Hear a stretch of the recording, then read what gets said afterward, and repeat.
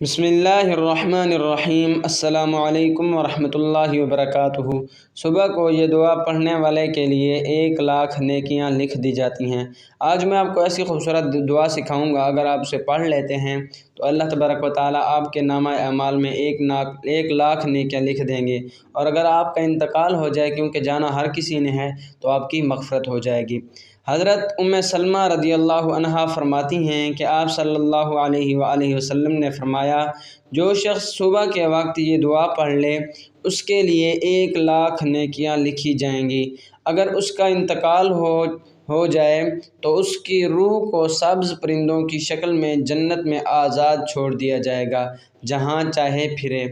دعا یہ ہے: الحمد للہ الذی تواضع کل شیء لعظمتہ، والحمد للہ الذی ذل کل شیء لعزتہ، والحمد للہ الذی اخضع کل شیء لملکہ۔